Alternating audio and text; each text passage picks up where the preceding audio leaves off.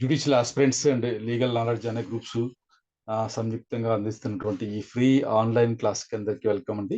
మనం criminal procedure code నేర్చుకుంటున్న దాంట్లో భాగంగా ఇవాళ మనం సెక్షన్ 168 168 నుంచి అయితే నేర్చుకునే ప్రయత్నం చేద్దాం. డౌట్స్ ఏమైనా ఉంటే ఆఖర్లో అడగండి please. 168 report of investigation by subordinate police officer. When any subordinate police officer has made an investigation under this chapter, he shall report the result of such investigation to the officer in charge of the police station.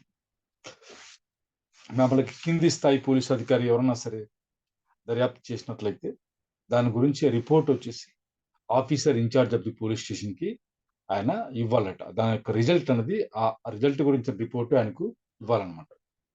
మీరు కొన్ని చోట్ల కొన్ని కేసులలో మీకు evidence చెప్పడానికి వస్తారు కదా. Evidence చెప్పడానికి వచ్చినప్పుడు ఒక ఆఫీసర్ ఏమో ఇన్వెస్టిగేషన్ చేసి ఉంటాడు, ఇంకొక ఆఫీసర్ వచ్చేసి ఐ వెరిఫైడ్ ది ఇన్వెస్టిగేషన్ అని చెప్తాడు. సాక్ష్యం ఆయన చేసిన ఇన్వెస్టిగేషన్ నేను వెరిఫై చేశాను అని చెప్తుంటాడు ఇన్స్పెక్టర్. అలాంటి వాళ్ళు మీకు మరి అనుభవంలో వచ్చిందో లేదో కానీ అలా చెప్తుంటారు. అదనమాట. అంటే కింది స్థాయి వాళ్ళు ఇన్వెస్టిగేషన్ చేసినప్పుడు అది పై స్థాయి అధికారికి అయితే అందజేస్తారు. దాన్ని అది చేయాలని ఉంటుంది. ఇది సిఆర్పిసిలో 168లో రూల్ చెప్తా ఉంది. దాని ప్రకారం చేయాలన్నమాట. సబార్డినేట్ పోలీస్ ఆఫీసర్ ఎప్పుడైనా ఇన్వెస్టిగేషన్ చేస్తే ఈ చాప్టర్ కింద అతను officer in charge of the police station కి ఆ రిజల్ట్ ఏదైతే వచ్చిందో దాని గురించిన రిపోర్ట్ అయితే ఇవ్వాలని చెప్పేసి మనకు 168 చెప్తా ఉంది. Next 169 release of accused when evidence deficient if upon an investigation under this chapter. ఈ చాప్టర్ కింద దర్యాప్తు చేశాక it appears to the officer in charge of the police station. ఆ officer in charge of the police station కి ఏమనిపిస్తుంది, that there is not sufficient evidence or reasonable ground of suspicion. అనుమానము లేదు, తగినంత బట్టి సాక్ష్యము లేదు. దీనికోసం to justify the forwarding of the accused magistrate. ఇతన్ని మేజిస్ట్రేట్ ముందుకి పంపించాల్సి దానికి కావాల్సినటువంటి అనుమానం కానీ, ఆ గ్రౌండ్ ఆఫ్ సస్పిషన్ కానీ, లేదా సఫిషియంట్ ఎవిడెన్స్ కానీ లేదు అని అనిపించినప్పుడు సచ్ ఆఫీసర్ షల్ ఖచ్చితంగా చేస్తే తీరాలా. ఎప్పుడు అంటే if such person is in custody, అతను అరెస్ట్ చేసినటువంటి పర్సన్ కస్టడీలో ఉన్నారనుకోండి, release him on his executing a bond. ఒక బాండ్ అతను రాయిస్తే అతన్ని రిలీజ్ చేయొచ్చు విత్ ఆర్ వితౌట్ షూరిటీస్. మరి దానికి షూరిటీస్ ఉండాలా వద్దా అనేది ఆ పోలీస్ ఆఫీసరే డిసైడ్ చేయొచ్చు అనమాట. Such officer may direct to appear if and when so required before a magistrate empowered to take coming of the offence on a police report and to try the accuse or commit him for trial. మరి అలాంటప్పుడు ఆయన వదిలేసి, ఒక bond రాయించుకుని వదిలేసి, sureties కానీ sureties లేకుండా కానీ షూరిటీస్తో కానీ వదిలేసి, అయ్యా నువ్వు ఎప్పుడు చెప్తే మళ్ళీ అప్పుడు మేజిస్ట్రేట్ గారి ముందర వచ్చి హాజరు కావాలని చెప్పాలన్నమాట. డైరెక్షన్ ఇవ్వచ్చు అనమాట ఆ పర్సన్కి. ఎవరికి? పర్సన్ ఇన్ కస్టడీ అదనమాట. Next 170 cases to be sent to magistrate when evidence is sufficient. మరి పైన అయితే ఎవిడెన్స్ సఫిషియంట్ గా లేనప్పుడు వదిలేయమని చెప్తున్నారు. సఫిషియంట్ గా ఉన్నప్పుడు ఏం చేయాలి? If upon an investigation under this chapter it appears to the officer in charge of the police station that there is sufficient evidence or reasonable grounds as about set. పైన చెప్పిన విధంగా సఫిషియంట్ ఎవిడెన్స్ కానీ reasonable ground కానీ ఉందనుకున్నప్పుడు such officer shall, అతను ఖచ్చితంగా చేసి తీరాలన్నమాట. Shall అన్నప్పుడు మనం కంపల్సరీ అనేది బాగా గుర్తుపెట్టుకోండి. Forward the accused under custody to a magistrate empowered to take cognizance of the offence upon a police report and to try the accused or commit him to for trial or if the offence is bailable and magistrate గారి ముందుకు పంపించారట. ఎవరైతే ఆ కేసును విచారించేటువంటి ఇది కలిగి ఉంటారో, empowered to take కాగ్నిజన్స్ అన్నారు కదా, అది కలిగి ఉన్నా సరే, కమిట్ చేయగలిగి ఉన్నా సరే, అంటే పై కోర్టుకు కమిట్ చేసినటువంటి పవర్ ఉన్నా సరే, ఒకవేళ ఆ అఫెన్స్ బెయిలబుల్ అయ్యి ఉండి and the accused is able to give security, అతను సెక్యూరిటీ ఇవ్వగలిగిన స్థితిలో ఉంటే shall take security from him for his appearance before such magistrate on a day fixed and for his attendance from day to day before such magistrate until otherwise directed. మరి bailable offence అనుకోండి, అక్కడే అతనికి security తీసుకుని అతన్ని వదిలేయచ్చు అనమాట. ఏం security అంటే for his appearance before the magistrate అనమాట. మేజిస్ట్రేట్ గారి ఎదుట నేను ఖచ్చితంగా హాజరవుతాను. ఏ రోజు చెప్తే ఆ రోజు నా అపియరెన్స్ కోసం ఏ డే అయితే ఫిక్స్ చేయబడుతుందో అక్కడి నుంచి హాజరవుతాను. తర్వాత నుంచి ఫ్రమ్ డే టు డే ఆ తర్వాత ఎప్పుడు చెప్తే అప్పుడు హాజరవుతూనే ఉంటాను అని చెప్పేసి అందులో ఉంటుందన్నమాట బాండ్‌లో.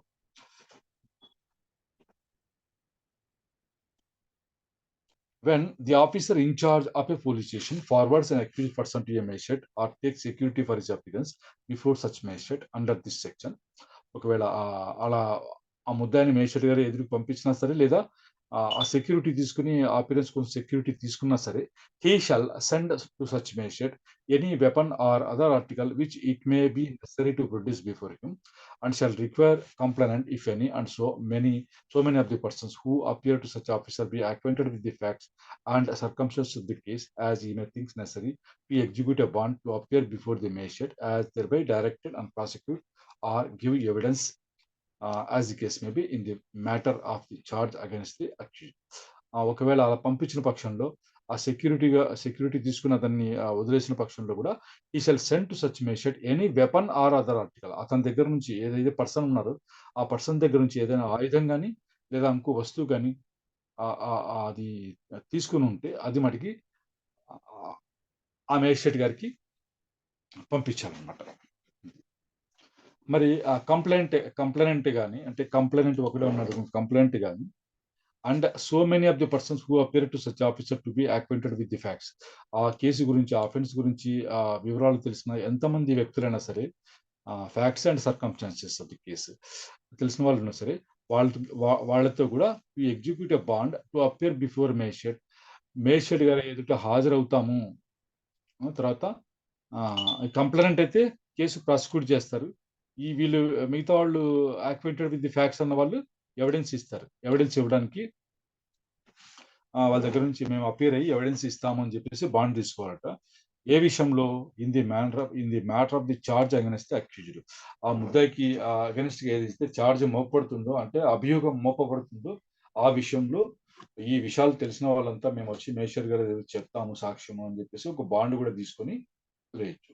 కంప్లైంట్ దగ్గర నుంచి అయితే ప్రాసిక్యూట్ చేస్తానంటే ఈ కేసు నేను కొనసాగిస్తాను, నడుపుకుంటాను కేసు అని చెప్పేసి బాండ్ తీసుకోవాల్సి ఉంటుంది. If the court of the chief judicial magistrate is mentioned in the bond, ఒకవేళ ఆ బాండ్ లో court of the chief judicial magistrate mention చేసి ఉంటే, such court shall be held to include any court to which such magistrate may refer the case for inquiry or trial, provided reasonable notice of such reference is given to such a complainant or persons. ఆ bond లో chief judicial magistrate అని ఎక్కడ రాస్తుంది అనుకోండి, దాని అర్థం ఏంటంటే ఈ చీఫ్ జ్యుడిషియల్ మేజిస్ట్రేట్ గారు ఇంకా వేరే కోర్టుకి ఈ కేసును రెఫర్ చేస్తే ఆ కోర్టు కూడా దీంట్లో ఇంక్లూడ్ అయి ఉంటుంది. ఆ విచారణ జరపడానికి ఇంకో కోర్టుకు పంపించే అధికారం చీఫ్ జ్యుడిషియల్ మేజిస్ట్రేట్‌కి ఉంటుంది. తన కింద ఉన్నటువంటి జ్యుడిషియల్ మేజిస్ట్రేట్ కోర్టుకి ఏదైనా సరే, అది కూడా మనం అర్థం చేసుకోవాలి పలానా కోర్టు అని చెప్పేసి. కాకపోతే provided reasonable notice of such reference is given to such complaint and or persons. మరి ఆ పర్సన్స్, ఆ కంప్లైంట్ ఉంటారు కదా, వాళ్ళకి నోటీస్ అయితే ఇవ్వాలి. Provided reasonable notice of such reference. అయ్యా మీ కేసును పలానా మేజిస్ట్రేట్ గారికి రెఫర్ చేశాము, మీరు అక్కడెళ్ళి ఆ కేసు ప్రాసిక్యూట్ చేసుకోండి, అక్కడెళ్ళి ఆ కేసు గురించి సాక్ష్యం చెప్పుకోండి అని చెప్పేసి వాళ్ళకి నోటీస్ ఇవ్వాల్సి ఉంటుంది అని చెప్తున్నారు. 4. The officer in whose presence the bond is executed. ఏ ఆఫీసర్ ఎదురుగైతే ఆ బాండ్ ఎగ్జిక్యూట్ చేయబడిందో ఆ ఆఫీసర్ ఏం చేయాలంట? Shall deliver a copy thereof to one of the persons who executed it and shall then send to the magistrate the original with his report. ఆ bond యొక్క కాపీని ఎవరైతే ఎగ్జిక్యూట్ చేశారో వాళ్ళలో ఒకరికి ఇచ్చేసి ఒరిజినల్ ఏదైతే ఉంటుందో దాన్ని మేజిస్ట్రేట్ గారికి పంపాలంట. ఏంటంటే బాండ్ ఫర్ అపియరెన్స్. నేను మేజిస్ట్రేట్ గారు ఎదుట హాజరవుతామని బాండ్ తీసుకుంటారు కదా వాళ్ళు. 171. Complainant and witnesses not to be required to accompany police officer and not to be subject to restraint. No complainant or witness on his way to any court shall be required to accompany a police officer or shall be subjected to unnecessary restraint or inconvenience or required to give any security for his appearance other than his own bond. సరే, ఇది ఏ పరిస్థితి అంటే, ఇప్పుడు మీరు కోర్టులో సాక్ష్యం చెప్పాలా, constable గారు మీ ఇంటి దగ్గరికి వస్తారు, రా బండి ఎక్కువ అంటారు. చూసేవాళ్ళు ఏమనుకుంటారు, మీరు పోలీస్ జీప్‌లో కానీ, పోలీసు మోటార్ సైకిల్‌లో గానీ ఎక్కారనుకోండి, మిమ్మల్ని పోలీసులు పట్టుకెళ్తున్నారు అని జనం అనుకుంటారు. అనుకోరా? అనుకుంటారు సార్. డెఫినెట్‌గా. ఆ! సో అందువల్ల మీరు పదండయ్యా నేను కోర్ట్‌కొస్తాను అని చెప్పొచ్చనమాట. అదే ఇది.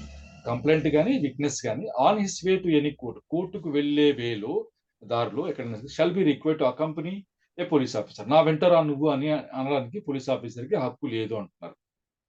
తర్వాత or shall be subjected to unnecessary restraint or inconvenience. వాళ్ళకి ఇన్‌కన్వీనియన్స్ ఉండకూడదు. అన్నెసెసరీ రిస్ట్రెయింట్ కూడా ఉండకూడదు. ఈడ కూర్చో, ఆడ కూర్చో, నిలబడు అట్లాంటివన్నీ ఏం చెప్పకూడదనమాట. కంప్లెయింట్ గాని, విట్‌నెస్ గాని పోలీస్ ఆఫీసర్. నా వెంట రా అని అడగకూడదు. కోర్ట్‌కి వెళ్తున్నప్పుడు కూడా అన్నమాట.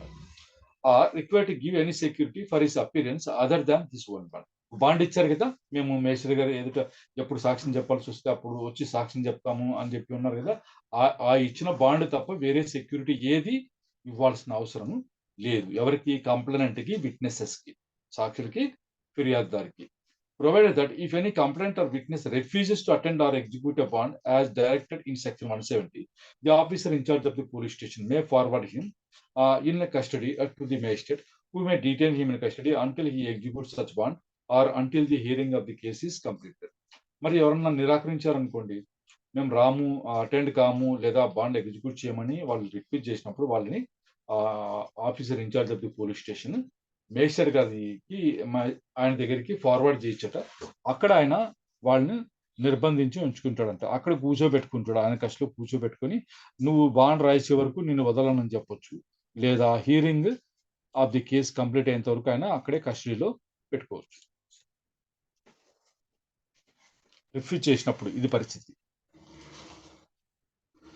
172 diary of proceedings in investigation. Every police officer making an investigation under this chapter shall day by day enter his proceedings in the investigation in a diary, setting forth the time at which the information reached him, the time at which he began and closed his investigation, the place or places visited by him, and a statement of the circumstances ascertained through his investigation. ఇవల్ల ఒక డైరీలో ఆయన రాసుకుంటూ ఉండాలి. ఎవరు? Investigating officer ఎవరైతే ఉన్నారో ఆయన తన దైనందిన కార్యక్రమాలని, ఒక కేసు గురించిన తన దైనందిన కార్యక్రమాలన్నీ అందులో రాయాలి. ఏం రాయాలి అంటే the time at which the information reached him. Information ఆయనకి ఎప్పుడు వచ్చింది? ఈయన ఇన్వెస్టిగేషన్ ఎప్పుడు స్టార్ట్ చేశారు? ఎప్పుడు క్లోజ్ చేశారు? ఏ ప్లేస్‌కి విజిట్ చేశారు? అన్నది తర్వాత పరిస్థితులు. అవన్నీ కనుగొని ఉంటాడు కదా! ఇన్వెస్టిగేషన్ ద్వారా తన కనుగొన్నటువంటి విషయాలన్నీ ఒక స్టేట్‌మెంట్ రూపంలో ఆ డైరీలో రాయాలన్నమాట. తర్వాత 1A the statements of witnesses recorded during the course of investigation under section 161 shall be inserted in the case dairy. తను ఏదైతే స్టేట్మెంట్ రికార్డ్ చేస్తారో అవి కూడా ఈ డైరీలో ఇన్సర్ట్ చేయాలంట. మరి 1B the diary referred to subsection 1 shall be a volume and duly paginated. The diary చెప్తున్నారు కదా డైరీ అని చెప్పేసి. The diary referred to in subsection 1 shall be a volume and duly paginated. అది వాల్యూమ్ లాగా book లాగా ఉండాలి. మరి దానికి పేజ్ నంబర్‌లు కూడా వేసి ఉండాలి. పేజినెటెడ్ పేజ్ నంబర్ కూడా వేయాలి. Any criminal court may send for the police diaries of a case under inquiry or trial in such court and may use the diaries not as evidence in the case, but to aid it to in such inquiry or trial. మరి criminal court ఏదైనా సరే police dairy కోసము కల్ఫర్ చేయొచ్చు. Send for చేస్తుంది. దేనికోసము? అది ఎవిడెన్స్‌గా use చేసుకోవడానికి కాదు కానీ, but to aid it in such inquiry or trial. ఆ విచారణలో గాని, ఆ ఇంక్వైరీలో గాని సహాయకారిగా ఉండేదాని కోసం ఆ పోలీస్ డైరీని తీసుకెళ్ళి ఇక్కడ పెట్టండి అని అడగొచ్చనమాట. Neither the accused Nar his agent shall be entitled to call for such diaries. మరి అక్యూజ్డ్ కానీ, వాళ్ళ ఏజెంట్లు కానీ ఆ డైరీని కాల్ ఫర్ చేసే అధికారం అయితే ఉండదు. Nor shall he or they be entitled to see them. దాంట్లో తొంగి చూసే అవకాశం కూడా మీకు ఉండదు. అక్యూజ్డ్ కానీ, వాళ్ళ ఏజెంట్లు కానీ, అంటే అడ్వకేట్ కూడా అనుకోండి. Merely because they are referred to by the court. మరి మీరు చూసారు కదా, మేము చూస్తాము ఆ డైరీని, ఏముందో ఏమో అని మీరు అనడానికైతే ఉండదు. But if they are used by the police officer who made them, ఆ డైరీ ఎవరైతే తయారు చేశారో ఆ police officer, if they are used by the police officer who made them to refresh his memory, ఆయన మెమరీని రిఫ్రెష్ చేసుకోవడానికి ఆయన use చేశారనుకోండి, or if the court uses them for purpose of contradicting such police officer, such police ఆఫీసర్ని contradict చేసేదాని కోసం court use చేసుకుంది అనుకోండి ఆ డైరీని, అప్పుడు the provisions of section 161 or section 145 as the case may be of the Indian Evidence Act shall apply. అయిందా? ఇప్పుడు దీని గురించి తెలుసుకుందాం. మీకు సెషన్స్ కోర్టులో ప్రాక్టీస్ చేసే వాళ్ళు ఎవరైనా ఇందులో ఉంటే, ఇక్కడ ఉంటే దయచేసి చెప్పండి. మీకు బెయిల్ అప్లికేషన్ ఫైల్ చేసినప్పుడు ప్రాసిక్యూషన్ వాళ్ళు ఇంకా ఇది రాలేదు అని వాయిదాలు తీసుకుంటుంటారు. ఏంది అది? CD files. CD file. ఇదే కేసు డైరీ. సిడి అంటే నథింగ్ బట్ కేసు డైరీ. ఆ సిడి ఫైల్ ఇంకా రాలేదు అని చెప్పి చెప్తాం. ఆ సిడి ఫైల్ దేనికోసం యూజ్ చేసుకుంటుంది క్రిమినల్ కోర్టు? ఇక్కడ రాశారు చూడండి. దేనికోసం? ఎంక్వైరీ. దేనికోసం? Enquiry or trial sir? Trial. రెండు. కాకపోతే ఎవిడెన్స్ గా మాత్రం కాదు అంటున్నారు చూడండి ఇక్కడ. సాక్ష్యంగా కాదు. ఎంతవరకు వచ్చింది, ఎవరెవరు పాల్పంచుకున్నారు, ఎవరెవరు ఇందులో ఉన్నారు ఇన్వాల్వ్ అయ్యి అని తెలుసుకోవడానికి ఆ కోర్టు ఆ డైరీని ఏర్పాటు చేస్తారు.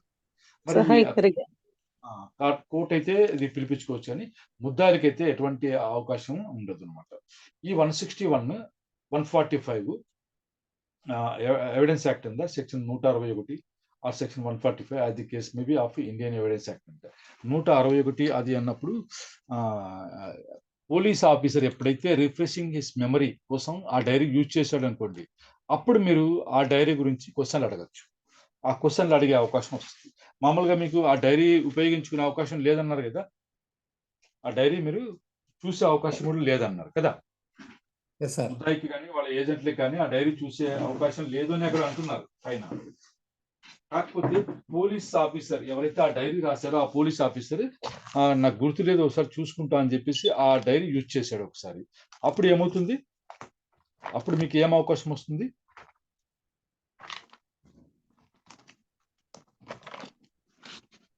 ఏం అవకాశం వస్తుంది అప్పుడు మీకు? క్రాస్ ఎగ్జామినేషన్ చేయొచ్చు అనమాట. ఆడు చెప్పిన పాయింట్ల పైన క్రాస్ ఎగ్జామినేషన్ చేయొచ్చు.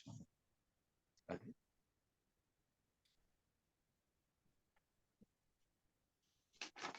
అయిందా? 145 తీయండి ఒకసారి ఎవిడెన్స్ యాక్ట్.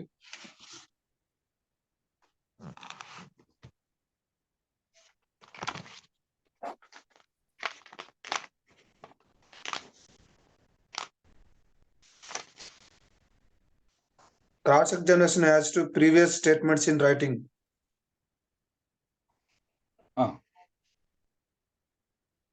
చెప్పండి. A witness may be cross-examined as to previous statements made by him in writing or reduced into writing and relevant to matters in question without such writing being shown to him or being provided. But if it is intended to contradict him by the writing, his attention must before the writing can be proved be called to those parts of it which are to be used for the purpose of contradicting him. ఒక police officer అంటే అయ్యో అనుకోండి, police officer సాక్ష్యం చెప్పడానికి వచ్చాడు. ఆయన ఒక 3-4 years back జరిగిన కేసు గురించి ఆయన గుర్తుండవు కాబట్టి ఆయన ఏం చేస్తాడు, తను రాసినటువంటి పోలీస్ డైరీ ఏదైతే రికార్డు ఉందో ఆ రికార్డు చూసి మీకు ఎవడైతే చెప్తూ ఉంటాడు. ఇక్కడ మీరు గుర్తుపెట్టుకోవాల్సింది ఏమంటే ఆ డైరీ రాసిన పోలీస్ ఆఫీసర్ మాత్రమే ఆ డైరీని యూజ్ చేసి మెమరీ రిఫ్రెష్ చేసుకోవచ్చు. మిగతా వాళ్ళు కానిస్టేబుల్స్ వాళ్ళు వచ్చి ఉంటారు కదా, వాళ్ళైతే ఆ డైరీ చూడడానికి ఉండదు, వాళ్ళు నేర్చుకుని రావాల్సిందే. ఎప్పుడైతే అతను డైరీలో చూసి సాక్ష్యం చెప్తారో అప్పుడు మీరు ఆ డైరీలో ఉన్న విషయాల గురించి అతన్ని క్రాస్ ఎగ్జామినేషన్ చేయొచ్చు for the purpose of contradicting. ఇది ఆయన ఆ డైరీలో ఉన్న విధంగా కాకుండా వేరే విధంగా చెప్పాడు అనుకోండి, మీరు మీ డైరీలో ఇలా రాశారు కదా అని మీరు అడిగే హక్కు అప్పుడు వస్తుంది, ఎప్పుడు అతను డైరీ యూజ్ చేసినప్పుడు. అది మామూలుగా అయితే మనకు Part 1 CD చూడడానికి అవకాశం ఉండదు, ఓన్లీ Part 2 CD ఏదైతే ఉందో అంటే విట్నెస్ యొక్క స్టేట్మెంట్లు ఇంకా కొన్ని పేపర్లు ఉంటాయి, అవి మనకు అందజేస్తారు. రఫ్ స్కెచ్, మాజరు అలాంటివన్నీ మనకి ఇస్తారు. కానీ పోలీస్ ఆఫీసర్ రాసుకున్న డైరీ అతను పర్సనల్ కాబట్టి అది మనకు ఇవ్వరు అన్నమాట. కానీ మనము అతను రిఫ్రెషింగ్ హిస్ మెమరీ దానికోసం యూజ్ చేశాడు అనుకోండి, అప్పుడు మీ డైరీలో ఇలా రాశారు కదా, ఈ విధంగా రాసుకున్నారు కదా అని అతన్ని కాంట్రడిక్ట్ చేసేదానికి మనం క్వశ్చన్స్ ఆ డైరీలో ఉన్న విషయాలపైన అడగచ్చు. అలా అడగాలంటే మనం ఏం చేయాలా? అలా అడగాలన్నా మనం ఏం చేయాలా? ఆ డైరీని First చూడాలి సార్. మనం ఆ డైరీలో yes. ఏముంది, ఏమేం రాశారు ఆ డైరీలో అని చెప్పి అని మొత్తం మనం ఒకసారి చూడాలి సార్. ఆ చూడాలి. డైరీ ముందుగానే ట్రయల్ కమెంట్స్ కాకముందుగానే అయ్యవ గారు Yes, sir. డైరీలో ఏం రాసుకున్నారన్న విషయాలు మనం నోట్ చేసుకోవాలి. ఇంపార్టెంట్ ఎక్కడన్నా ఉన్నాయో నోట్ చేసుకోవాలి. ఎందుకంటే ఆయన ఎక్కడెక్కడికి వెళ్ళాడు, ఎవరిని విచారించాడు, అవన్నీ అందులో రాసి ఉంటారు. అందులో ఏమన్నా లూప్ హోల్స్ ఉన్నాయనుకోండి, అవి మనం అక్కడే యూజ్ చేసుకోవచ్చు. క్రాస్ ఎగ్జామినేషన్ లో ఆయన పట్టుకుని అడగొచ్చు అనమాట. అవి sir, I have one doubt. ఇప్పుడు ఇన్వెస్టిగేషన్ ఆఫీసర్ ఐఓ గారు చనిపోయారు అనుకోండి సార్, హౌ టు ట్రై? వాళ్ళ సిగ్నేచర్ తో పరిచయం ఉన్న వాళ్ళతోని ఇది ఆయనది అని చెప్పిస్తారమ్మా. ఓకే సార్, మాకు మొన్న కోర్టులో ఒక ఇష్యూ వచ్చింది దీని గురించి, అందుకే డౌట్ వచ్చింది నాకు. Okay sir. I'm acquainted with the signature of అని చెప్పిస్తారు. అది దానికి మళ్ళీ ఆ 32 కూడా అప్లై అవుతుందేమో evidence act. Yes, okay sir. ఇదనమాట. ఇట్లా మీరు సిడి చూసినప్పుడు it may be useful to police officer also కదా. Police officer refreshing memory purpose కోసం యూజ్ చేయొచ్చని సెక్షన్ చెప్తా ఉందమ్మా. అతనికి ఇచ్చారు. ఎందుకంటే ప్రతి మనిషి అన్ని కేసుల గురించి గుర్తుపెట్టుకోలేడు కదా. కాబట్టి తను రాసిందే కాబట్టి తనే ఒకసారి మెమరీ రిఫ్రెష్ చేసుకోవడానికి అది యూజ్ చేసుకోవచ్చు. ఎప్పుడైతే అతను యూజ్ చేసుకుంటాడో మీకు అవకాశం వస్తుంది. దాంట్లో ఉన్న సంగతులు మీకు దాని గురించి మీరు క్రాస్ ఎగ్జామినేషన్ చేయొచ్చు. అయితే మామూలుగా సెక్షన్ లో ఏం చెప్పారు? neither the accused nor his agent shall be entitled to call for such diaries అన్నారు కదా. సీ దెమ్ కూడా అంటే చూడడానికి కూడా మనకు అవకాశం లేదన్నారు. కాకపోతే but if they used by the police officer to refresh his memory, అతను ఎప్పుడైతే యూజ్ చేస్తాడో అప్పుడు మనం అతను క్రాస్ ఎగ్జామినేషన్ చేసి కాంట్రాక్ట్ చేసి దానికోసం దాన్ని మనం క్రాస్ ఎగ్జామినేషన్ అనేది చేయొచ్చు అనమాట. ఇది ప్రాక్టీస్ మీద వస్తుంది. మీరు అబ్జర్వ్ చేస్తూ ఉండాలి. పోలీస్ ఆఫీసర్ చెప్తున్నప్పుడు సీనియర్స్ ఎవరన్నా అడుగుతూ ఉంటారు. మాకు తెలిసి మా సీనియర్ ఇచ్చిన సలహా ఏమంటే, క్రిమినల్ కేసులో ఎప్పుడైనా సరే పోలీస్ ఆఫీసర్ యొక్క డైరీని మనం క్యాచ్ చేయాలా ఫస్ట్. అది తెచ్చుకుని చదివితే ఆడ ఏ రూట్లో వెళ్ళాడు, ఏమేం చేశాడు అని తెలుస్తుంది. మనం వాడిని క్రాస్ ఎగ్జామినేషన్ చేసేందుకు మనకి ఈజీగా ఉంటుంది అని చెప్పేసి చెప్తున్నాడు. అంటే సార్ ఇక్కడ మనం చూడటానికి కూడా వీల్లేదు అని సెక్షన్ చెప్తుందని అంటున్నారు. మరి మనం ఎలా అది నేను ఈ క్లాస్ లో ఆ విషయం చెప్పకూడదు. క్లాస్ కంక్లూడ్ అయినాక చెప్తాను సార్. Okay sir. సార్ 173 ఇది most important. Report of police officer on completion of investigation. మరి దర్యాప్తు పూర్తయిన తర్వాత ఒక రిపోర్ట్ ఫైల్ చేస్తారు పోలీస్ వాళ్ళు. పోలీస్ రిపోర్ట్ అంటారు దాన్ని. పోలీస్ రిపోర్ట్ అంటారు. Every investigation under this chapter shall be completed without unnecessary delay అన్నారు. అంటే ఎక్కువ డిలే లేకుండా, అనవసరమైన డిలే లేకుండా ఇది సాధ్యమైనంత తొందరగా ఇన్వెస్టిగేషన్ కంప్లీట్ చేయాలని చెప్తున్నారు. మరి ఈ విషయంలో వస్తే ఇది 1 year అసెట్ చూడండి. The investigation in relation to an offence under sections 376 అంటే ఆ మహిళలకు సంబంధించినటువంటి నేరాలు ఏవైతే ఉన్నాయో అవి from the date on which the information was recorded by the officer in charge of police station. అక్కడ నుంచి as soon as it is completed, అది కంప్లీట్ అయిన వెంటనే the officer in charge of the police station shall forward to magistrate empowered to take cognizance of the offence on a police report. A report in the form prescribed with the state government stating. ఈ ప్రకారంగా ఉండాలి. ఆడవాళ్ళకి సంబంధించిన నేరాల గురించి అయితే ఈ ప్రకారం ఉండాలి. ఏమున్నది? The names of the parties, తర్వాత వచ్చేసి the nature of the information, the names of the person who appear to be acquainted with the circumstances of the case. వాళ్ళు ఈ కేసు గురించి, కేసు పరిస్థితుల గురించి తెలిసిన వ్యక్తులు ఎవరైతే ఉన్నారో వాళ్ళ గురించినటువంటి పేర్లు. Where any offence appears to have been committed and if so by whom. నేరం జరిగింది అని అనిపిస్తుంటే ఎవరి చేత చేయబడింది అని అదీను. Whether the accused has been arrested, accused arrest చేశారా లేదా. Whether he has been release on his bond పైన రిలీజ్ చేశారా. If so whether with or without sureties, sureties తీసుకున్నారా, షూరిటీస్ లేకుండా వదిలేశారా అన్నది. whether he has been forwarded in custody under section 170 noted by కింద master గారికి కస్టడీ కోసం పంపించారా అన్నది, whether the report of medical examination of the woman has been attached where investigation relates to an offense. మరి మహిళలకు సంబంధించిన నేరాల విషయంలో అయితే మెడికల్ ఎగ్జామినేషన్ రిపోర్ట్ అటాచ్ చేయబడిందా లేదా అన్నవి తెలియజేస్తూ ఒక రిపోర్ట్ అయితే ఫైల్ చేయాలంటున్నాడు. దీన్ని పోలీస్ రిపోర్ట్ అంటారు, ఫైనల్ రిపోర్ట్ అంటారు, చలాన్ అంటారు, చార్జ్ షీట్ అని కూడా అంటారు. ఎన్ని అంటారు, ఏమేమి అంటారు? Police report, final report, charge sheet. ఇంకా చలాన్ చలాన్ కొన్ని చోట్ల చలాన్ కూడా అంటారు.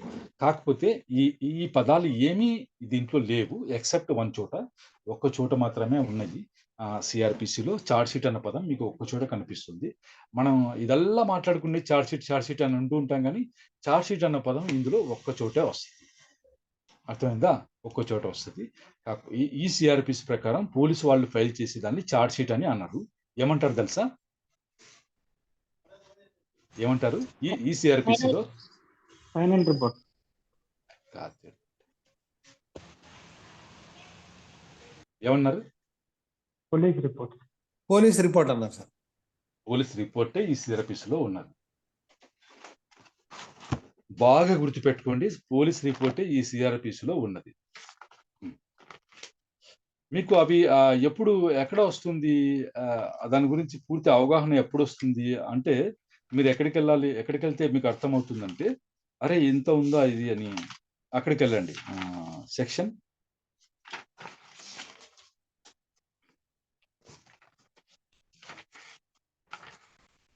ట్రయల్ బిఫోర్ మేజిస్ట్రేట్ వస్తుంది కదా,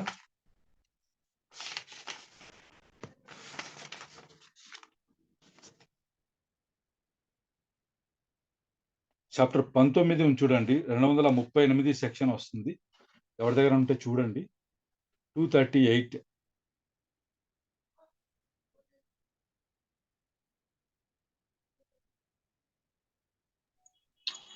కంప్లైంట్స్ విత్ సెక్షన్ 207 దానిపైన ఏ అని ఉంటది, అది చదవండి సార్.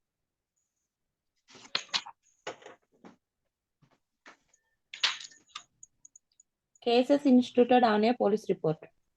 అక్కడ ఉందామా? పోలీస్ రిపోర్ట్ అంటే ఉంది కదా. పోలీస్ రిపోర్ట్ అంటే నథింగ్ బట్ మీరు మనం అంటున్నటువంటి చార్జ్ షీట్ వేసిన కేసుల్లో ఎలా చేస్తారు అన్నది పోలీస్ రిపోర్ట్ అనేది గుర్తుపెట్టుకోండి. ఎక్కడన్నా మీకు చార్జ్ షీట్ బదులు పోలీస్ రిపోర్ట్ అని వచ్చింది అనుకోండి, కన్ఫ్యూజ్ అయిపోయి సమాధానాలు ఏమేమి చెప్పకండి. ఇవన్నీ తెలుసుకోవాలి మీరు. పోలీస్ రిపోర్ట్ అన్నా అదే, ఫైనల్ రిపోర్ట్ అన్నా అదే, చార్జ్ షీట్ అన్నా అదే, చలాన్ అన్నా అదే. కొన్ని చోట్ల రెఫర్ చేసిన వాళ్ళని ఫైనల్ రిపోర్ట్ అంటూ ఉంటారు కానీ చెప్తూ ఉంటారు. అది మటుకైతే ఇది కాదు. ఒక రిపోర్ట్ ఏదైనా సరే, అది కేసు ఉందని కానీ లేదని కానీ ఒక రిపోర్ట్ ఫైల్ చేస్తారు. అది అంతిమంగా రెఫర్ చేసే కేసులు కూడా ఫైనల్ రిపోర్ట్ ఫైల్ చేస్తుంటారు. ఇది ఇవన్నీ దాంట్లో ఉంటాయి. ఈ విషయాలన్నీ అందులో ఉండాలి. తర్వాత the officer shall also communicate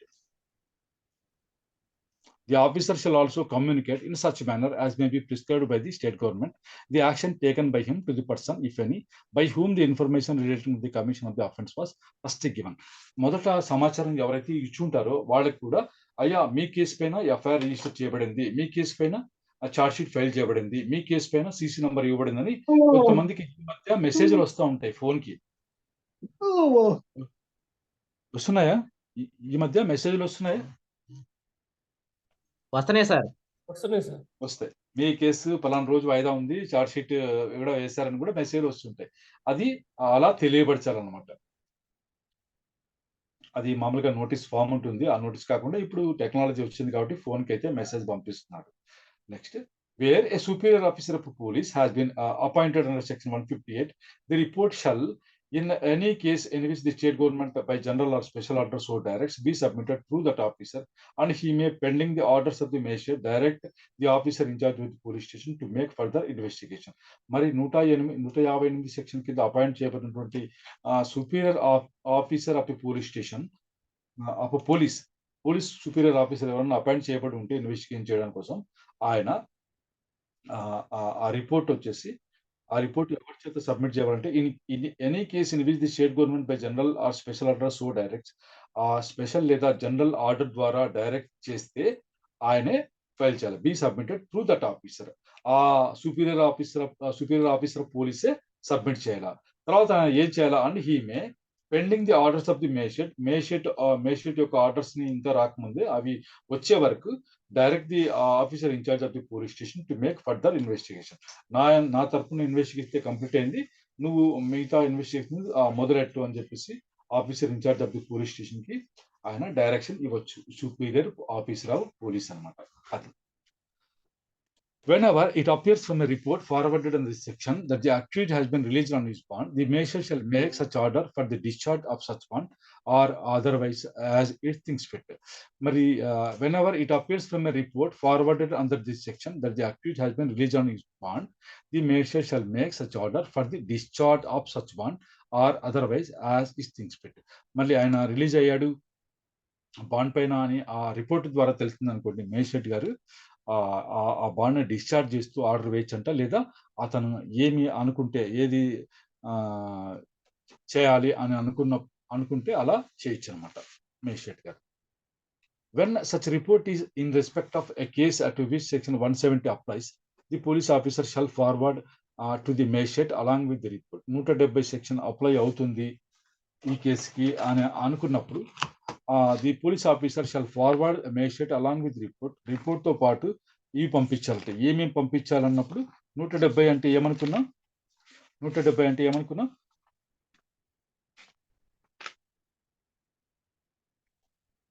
170లో ఏముంది evidence? Cases to be sent to magistrate when evidence is sufficient. Sufficient గా ఉన్నప్పుడు, ఎవిడెన్స్ సఫిషియెంట్ గా ఉన్నప్పుడు మనం మేజిస్ట్రేట్ గారికి ఇది పంపించాలన్నాం కదా, వాటికి సెక్షన్ 170 అప్లైస్. అన్న రిపోర్ట్ తో పాటు ఇవన్నీ పంపించారు. ఏమని? All documents or relevant extract thereof on which the prosecution proposes to rely other than those already sent to the magistrate during investigation. Investigation అప్పుడు కొన్ని పేపర్లు పంపించుంటారు, రిమాండ్ రిపోర్ట్ తో పాటు ఎఫ్ఐఆర్ అవన్నీ పంపించుంటారు. ఇంకా కొన్ని ఇన్వెస్టిగేషన్ సాగుతుండగా కొన్ని పేపర్స్ పంపించుంటారు. అవి తప్ప మిగతావన్నీ all documents or relevant extract thereof, దాన్ని ఎక్స్ట్రాక్ట్ అయిన సరే డాక్యుమెంట్స్ అనేది thereof on which the prosecution proposes to rely.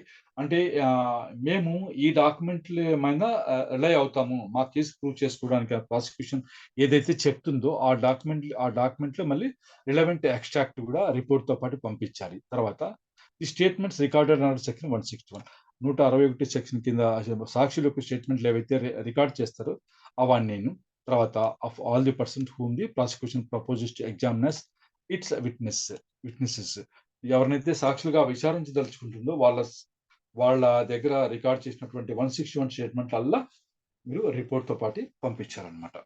సరే, మరి కొన్ని అన్నప్పుడు ఇక్కడ చెప్తారు మనకి, the police officer is of opinion that any part of any such statement is not relevant to subject matter.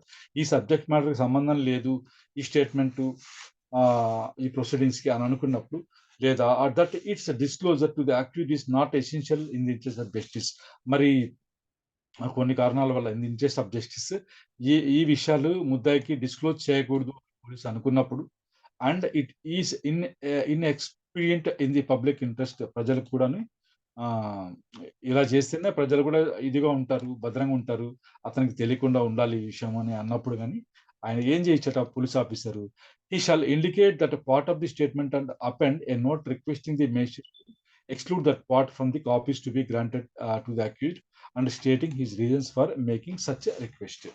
సరే, ఇది వాడి చేతికి వెళ్తే వాడు ఏమో చేస్తాడు అక్యూజ్ అని అనుకున్నప్పుడు పోలీసు వాళ్ళు ఏం చేయొచ్చు అంటే మేజిస్ట్రేట్ గారికి ఒక రిక్వెస్ట్ అంటూ పెట్టట, అయ్యా ఈ పేపర్లు మాత్రం వాడికి ఇవ్వకు, ఇవి ఈ రకంగా ఇది చేస్తే ప్రజల ఇది దెబ్బతింటుంది ఇంట్రెస్ట్ ఆఫ్ జస్టిస్ ని, పబ్లిక్ ఇంట్రెస్ట్ వల్ల కానీ ఈ పేపర్స్ ఈ ఇన్ఫర్మేషన్ అతనికి డిస్క్లోజ్ చేయొద్దు అని చెప్పేసి పోలీసు రిక్వెస్ట్ చేసేటువంటి ఇది కూడా ఇచ్చారు, వాడికి ఆ సౌకర్యం కూడా ఇచ్చారు. అయిందా? Wear the police officer investigating the case finds it convenient so to do, he may furnish to the accused copies of all or any of the documents referred to in subsection 5. మరి వీలైంది అనుకోండి, ఇవ్వడానికి వీలుంటే మొత్తం ఎన్ని ఉన్నాయో ఏమేమి file చేశారో మొత్తం కాపీలన్నీ ఆయన ముద్దాయికి ఇవ్వడానికి తగినటువంటి కాపీస్ అన్ని ఆయన సబ్మిట్ చేయాలి. డైరెక్ట్ ఎవరు కోర్టులో ఫైల్ చేస్తారన్నమాట. Next, nothing in this section shall be deemed to preclude further investigation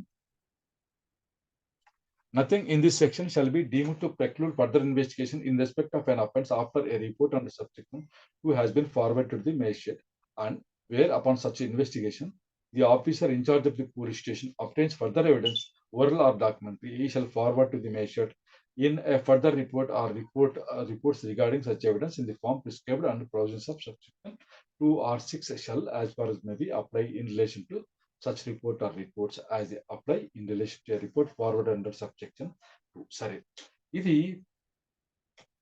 chargesheet file చేశారు, ఇంకా అందరితో ముగిసిందని మనం చంకలు గుద్దుకోవద్దు.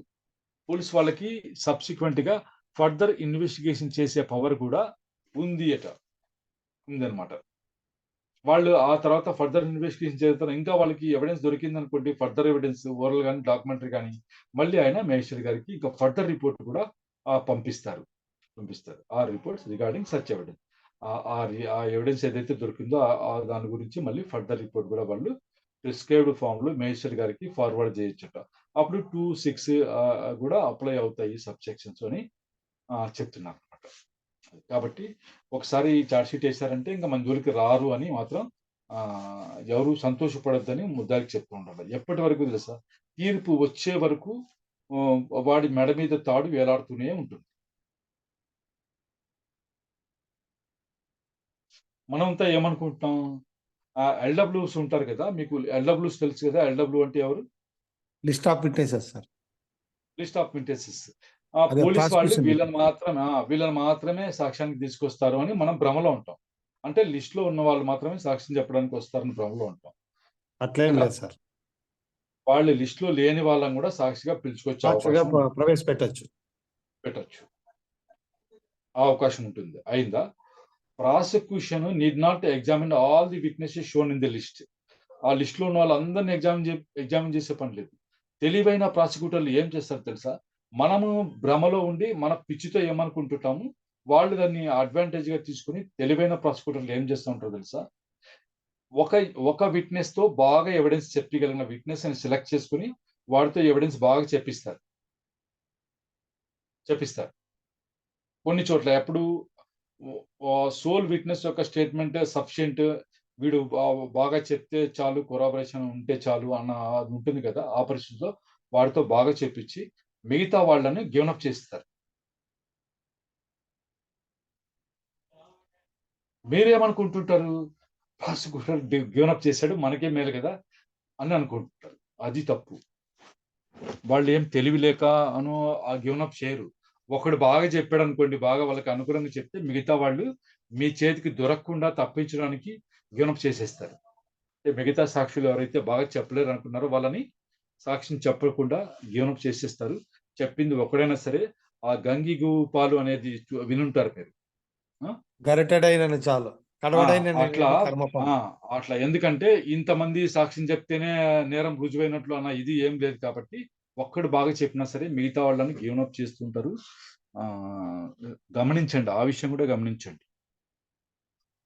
అది వాళ్ళు తీసేశారు కదా అని మనం సంతోషపడిపోవడం కాదు, మన చేతికి దొరకకుండా వాళ్ళని తప్పించుంటారు వాళ్ళు, తెలుసా.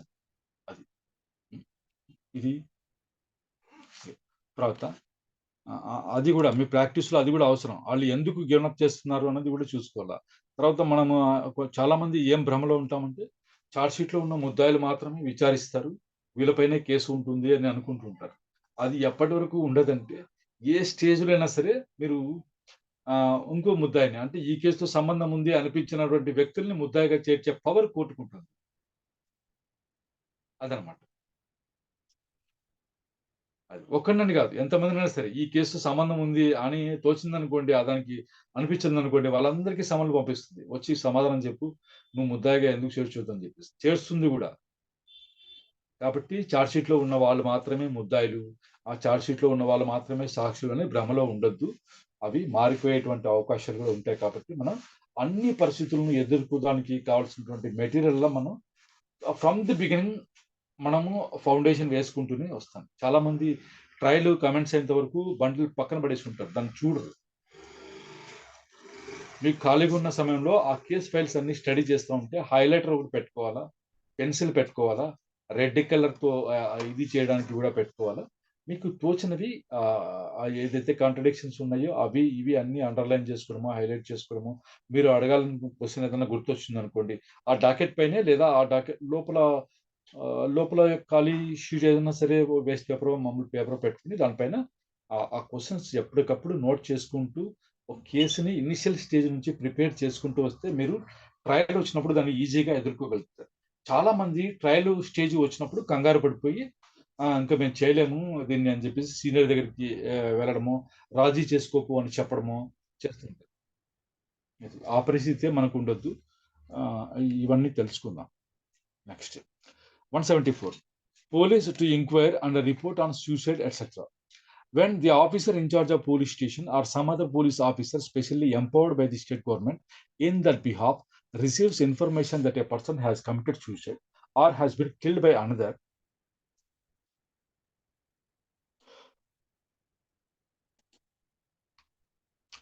or by an animal, or by machinery, or by an accident, or has died under circumstances raising a reasonable suspicion that some other person has committed an offense, he shall immediately give intimation thereof to the nearest executive magistrate empowered to hold inquest, and unless otherwise directed by any rule prescribed by state government or by any general or special order of the district or sub-divisional magistrate, shall proceed to the place where the body of such deceased person is, and there, in the presence of 2 or more respectable inhabitants of the neighborhood, shall make an investigation and draw up a report of the apparent cause of death, describing such wounds, fractures, bruises, and other marks of injury as may found on the body, and stating in what manner or by what weapon or instrument, if any such marks appear to have been inflicted. మరి కొన్ని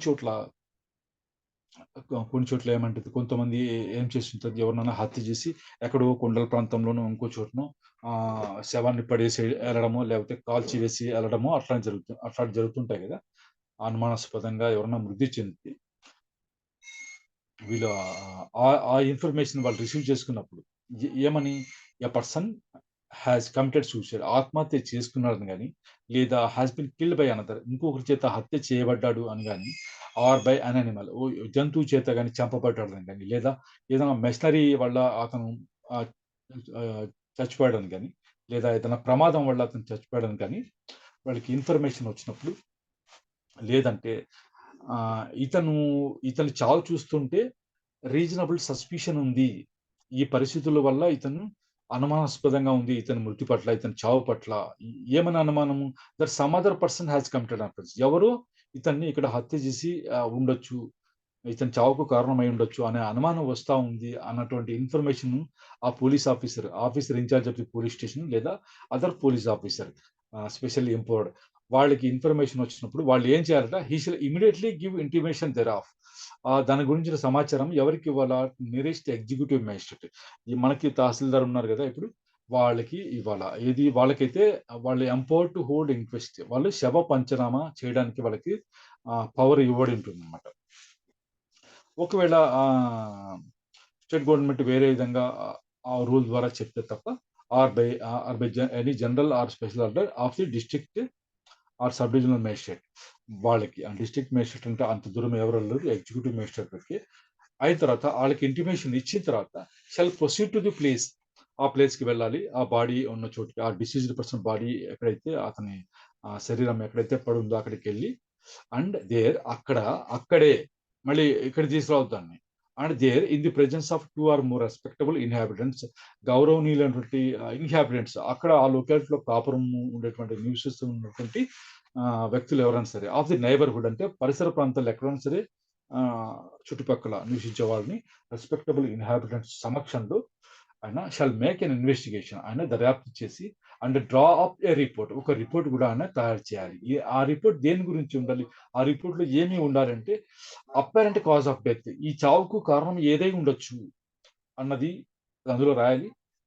దాంట్లో describe కూడా చేయాలి, ఏమేమి wounds, గాయాలు ఏమైనా ఉన్నాయా, మళ్ళీ ఎముకలు అట్లాంటివి ఏమైనా విరిగిపోయా, ఫ్రాక్చర్ అయ్యాయా, తర్వాత బ్రూజెస్, మరి ఎక్కడన్నా గీసుకుని పోయి ఉంటాయి కదా, మనం ఏదైనా దీన్ని సర్ఫేస్ పైన జారిపడ్డాం అనుకోండి మన తోలు లేచిపోతుంది, అట్లాంటివి అనమాట అది. And other marks of injury, ఇంకా గాయాలకు సంబంధించి ఏమైనా మార్క్స్ ఉన్నాయా ఆ బాడీ పైన అన్నది కూడా ఆయన నోట్ చేసేసి, తర్వాత ఈ గాయాలు ఏ ఆయుధంతో అయిండొచ్చు, రాయితోనా, కత్తితోనా, ఇంకో దానికి అయి ఉండే అవకాశం ఉంది అని చెప్పేసి కూడా ఆయనకు తోస్తే అది కూడా దాంట్లో రిపోర్ట్ లో మెన్షన్ చేయాలన్నమాట.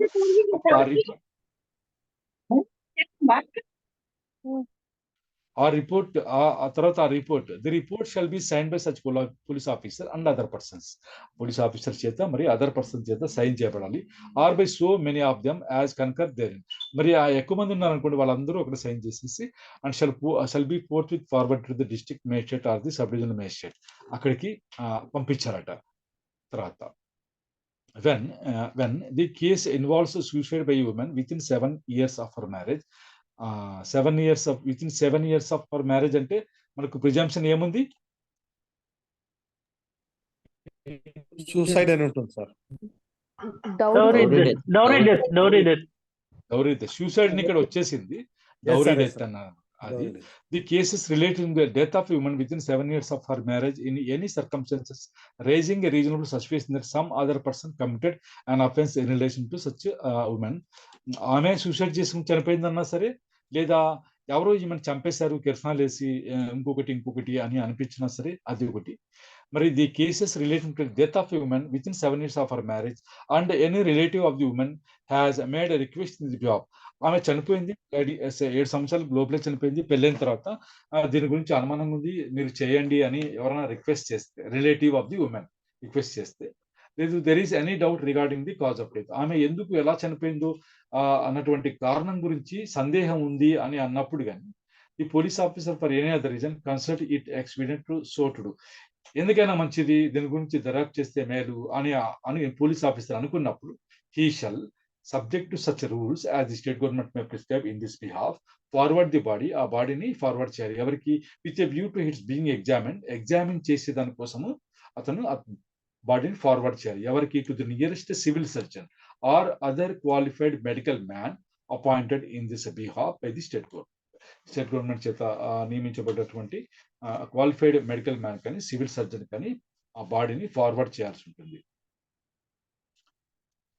If the state of the weather and the distance admit of its being so forwarded without risk of such putrefaction on the road as would render such examination useless. మరి కొన్ని చోట్ల ఏమంటుంది, అది తీసుకువెళ్ళలేని పరిస్థితి ఉంటుందంటే అది చాలా కూలిపోయి ఉండడమో, చాలా మళ్ళీ బర్న్ అయిపోయి ఉండడము, అట్లాంటి పరిస్థితి ఉంటుంది కదా బాడీకి. అది రోడ్ మీద తీసుకెళ్తే దీనికి ఏమి చూడండి మీనింగ్, ప్యూట్రిఫాక్షన్ అన్నారు. ఇది చూడరా ప్లీజ్, కరెక్ట్ మీనింగ్ తెలుసుకుందాం.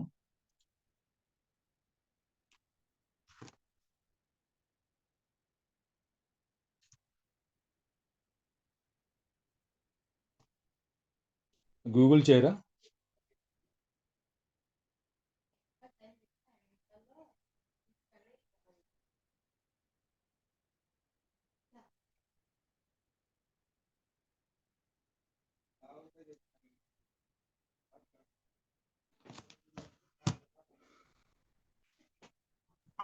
అది ఒకవేళ కుళ్ళిపోయినటువంటి, ఇందాక చెప్పాను కదా, అదే ఆ కుళ్ళిపోయినటువంటి ఇది ఉంటే అది రోడ్డు మీద తీసుకెళ్ళడానికి పనికి, అది ఏమంటారు, ఇది తీసుకెళ్ళి ఎగ్జామిన్ చేసినా కూడా ఫలితం ఉండదు అని అనుకున్నప్పుడు మాత్రం అక్కడే పెట్టేస్తారు దాన్ని, అక్కడికి స్పాట్ పోస్ట్ మార్టం అయితే చేస్తారు, లేదంటే బాడీని ఫార్వర్డ్ చేయాలని చెప్తున్నారు.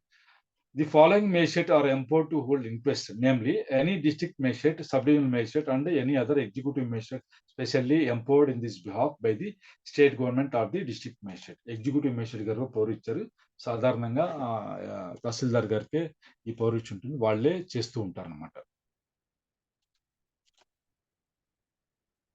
Next, power to summon persons. A police officer proceeding under section 174 may, by order in writing, summon 2 or more persons aforesaid for the purpose of such investigation, and any other person who appears to be acquainted with the facts of the case, and every person so summoned shall be bound to attend and to answer truly all questions other than questions the answer to which would have a tendency to expose him to a criminal charge or a penalty or forfeiture. మరి నేను investigation చేస్తాను, ఈ చావు కారణం ఏంటో కనుక్కోవాలి, మీరు మీకు తెలిసిన విషయాలు చెప్పండి నాకు అని చెప్పేసి 2 or more persons కి సమన్స్ ఇచ్చే అధికారం పోలీస్ ఆఫీసర్కి ఉంటుంది. అలా ఆయన ఎవరికైతే సమన్లు ఇస్తారో వాళ్ళు ఖచ్చితంగా నిజమైన సమాధానాలు నిజం చెప్పాలా, ఆయన వేసిన ప్రశ్నలకి నిజం చెప్పాలా. అయితే తమకు తాము ఆ కేసులో ఇరుక్కుంటాము, క్రిమినల్ ఛార్జ్ గురవుతాము, లేదా పెనాల్టీ కానీ లేదా ఫోర్ఫిచర్ కానీ గురవుతాము అనుకున్నప్పుడు వాటికైతే ఆన్సర్స్ చెప్పనవసరం లేదు అని చెప్పేసి 175 సెక్షన్ మనకి చెప్తా ఉంది. ఇదే మాట మనకి ఎక్కడ వస్తుంది? 161 లో కూడా వస్తుందా? Yes, sir. వస్తుంది sir. Examination of witnesses by the police. Witness Ah. అక్కడ కూడా వస్తుంది. వాళ్ళు Yes. కేసులో ఇరుక్కుంటామన్న ప్రశ్నలకి వాళ్ళు సమాధానం సమాధానం చెప్పక్కర్లేదు. చెప్పాల్సిన అవసరం లేదు. అది next, Yes. if the facts do not disclose a cognizable offense to which section 170 applies, such person shall not be required by the police officer to attend a magistrate's court. మరి ఇది కాగ్నిబుల్ కేసు డిస్క్లోజ్ చేయలేదు అనుకోండి, వాళ్ళు చెప్పినటువంటి సాక్ష్యాన్ని బట్టి కాగ్నిబుల్ case disclose కాకపోతే వాళ్ళు మేజిస్ట్రేట్ కోర్టుకు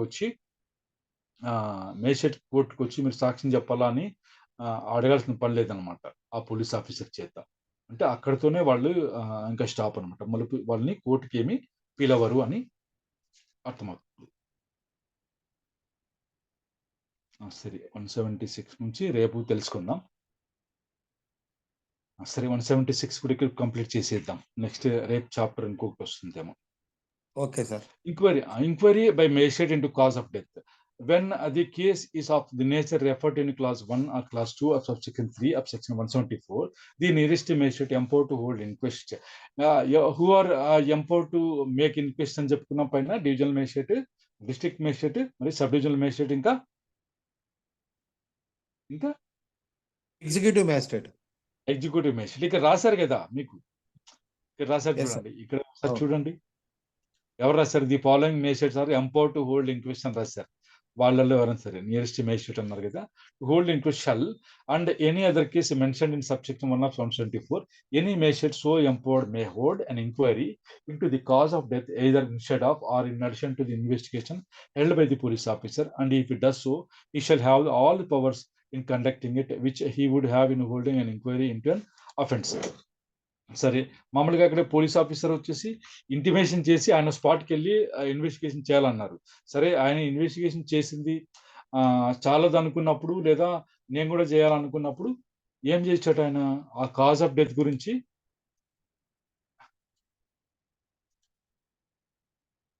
రెండు రకాలు ఉన్నారు చూడండి.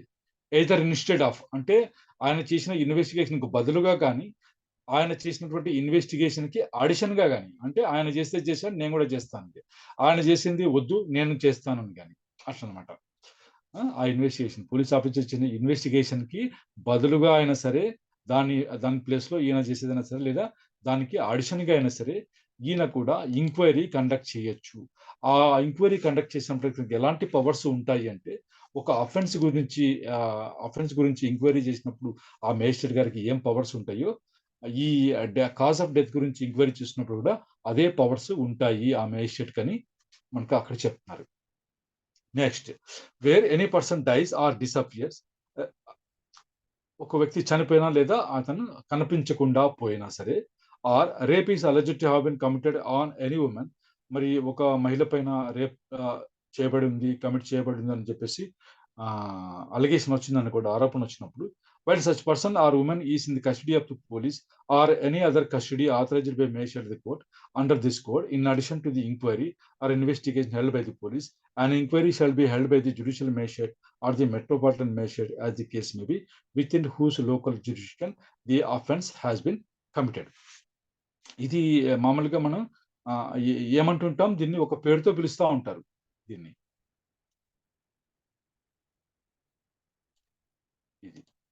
ఈ పర్సన్ డైస్ అన్నారు కదా, ఎనీ పర్సన్ డైస్ అన్నారు కదా, any person dice the person, ఇది ఇప్పుడు చెప్పండి ఏమంటారు దాన్ని?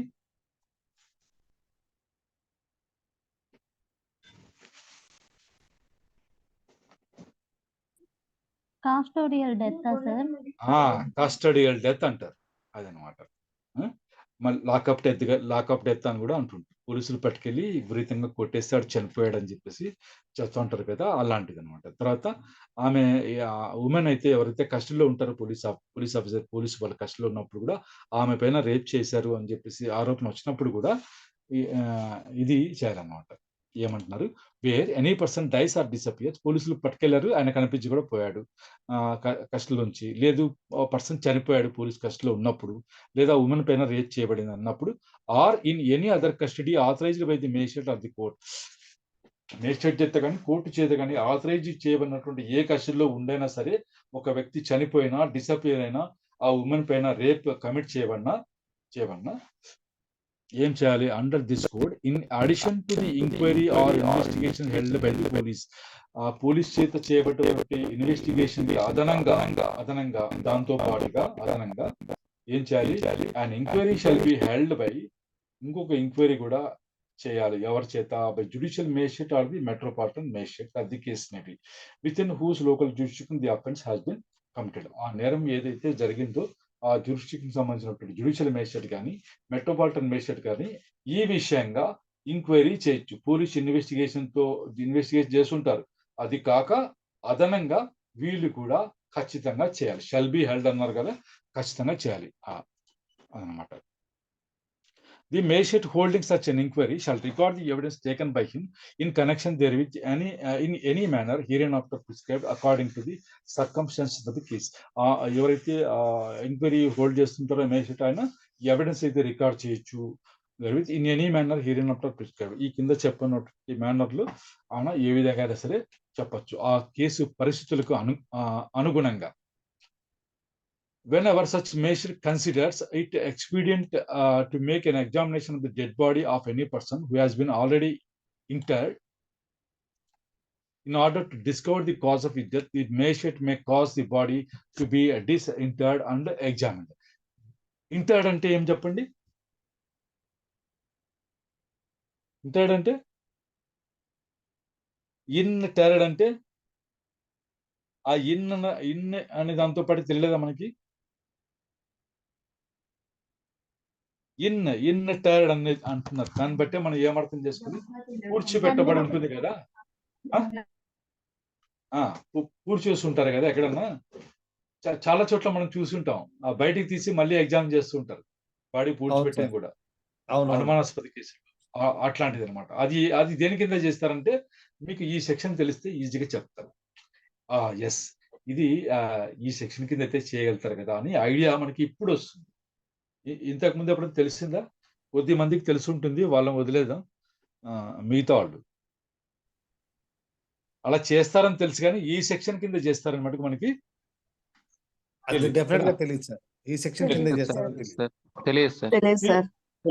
సీక్రెట్. మీకు తెలియని సీక్రెట్ ఏమంటే నాకు కూడా తెలియదు, ఇప్పుడే తెలుస్తున్నాను. Whenever such magistrate consider it to make an examination of the dead body of any person who has been already interred, already పూడ్చిపెట్టబడినటువంటి డెడ్ బాడీ ఎగ్జామినేషన్ చేసిన అవసరము అని మేజిస్ట్రేట్ గారు అనుకుంటే, in order to discover the cause of death, ఎందుచేత చనిపోయాడు అతను కనుక్కునేదానికి, ఆ కారణం అయితే కనుక్కునే దానికోసం ఇది అవసరము అని అనుకున్నప్పుడు the magistrate may cause the body to be disinterred and examined, మళ్ళీ వెలకి తీసి అది ఎగ్జామిన్ చేసేదానికి మేజిస్ట్రేట్ ఆర్డర్ అయితే ఇవ్వచ్చు అనమాట. సార్ ఇక్కడ నా టెక్స్ట్ బుక్ లో INFERRED అని ఉంది సార్. ఉండండి మేడం ఒక్క నిమిషం. INFE ఉందా మేడం? అవును సార్, FERRED అని ఉంది సార్. ఆ లైన్ కొంచెం ముందుకు చదవండి, ఇంటర్డ్ అనే వర్డ్ కనబడుతుంది. ఇంటర్డ్ అనే ఉంది మేడం, అంటే నా టెక్స్ట్ బుక్ లో స్పెల్ మిస్టేక్ అయితే. అది చాలా మంది సిపిసిలో ఏం మిస్టేక్ పడిందంటే, జడ్జిమెంట్ కి సంబంధించినటువంటి డెఫినేషన్ ఏదైతే ఉందో, సిపిసిలో జడ్జిమెంట్ కి డెఫినేషన్ ఉంది కదా, జడ్జిమెంట్ కి డెఫినేషన్ లో ఆఫ్ ది గ్రౌండ్స్ అని ఉండాలి, అది ఆన్ అని చాలా వాటిల్లో తప్పుగా ప్రింట్ అయింది. ఏముండాలి, on the grounds of a degree అని ఉంది కదా, అది తప్పు, ఆఫ్ ది గ్రౌండ్స్ అని ఉండాలి, ఆఫ్ ఉండాలి, అది ఆన్ అని ఎవరైనా దగ్గర ఉంటే అది సెర్చ్ చేసుకోండి. ఎందుకంటే ఇండియా కోడ్ అన్న వెబ్సైట్ లోంచి తీసినటువంటి దాంట్లో ఉన్న టెక్స్టే మనకు ప్రామాణికం, అది పార్లమెంట్ నుంచి బయటకు వచ్చినటువంటి టెక్స్ట్ యొక్క బేర్ యాక్ట్ అనమాట. బేర్ యాక్ట్ మీరు ఇండియా కోడ్ నుంచి సిపిసి డౌన్లోడ్ చేసుకొని అందులో ఏం రాశారో అదే పాటించండి. ఒకవేళ మీ బుక్ లో ప్రింట్ తప్పుగా పడి ఉంటే దాన్ని కరెక్ట్ చేసుకోండి. ఆఫ్ గ్రౌండ్స్ పక్కన ఆన్ ఉండదు, అంటే గ్రౌండ్స్ ముందుగా ఆన్ కాదు, అది ఆఫ్, OF. తర్వాత where an inquiry is so to be held under this section, the magistrate shall, wherever practicable, inform the relatives of the deceased whose names and addresses are known and shall allow them to remain present at the inquiry. మామూలుగా శవ పంచనామా దగ్గర వాళ్ళ రక్త సంబంధికుల్ని ఖచ్చితంగా అలో చేస్తారు, వాళ్ళ సమక్షంలోనే ఇది చేస్తూ ఉంటారు. మామూలుగా రోడ్ యాక్సిడెంట్స్ విషయంలో కూడా ఇన్క్వెస్ట్ చేసినప్పుడు వాళ్ళ రక్త సంబంధికులు బంధువులు ఉంటారు, వాళ్ళ పేర్లను రాసుకుంటారు, వాళ్ళతో సంతకాలు కూడా తీసుకుంటారు.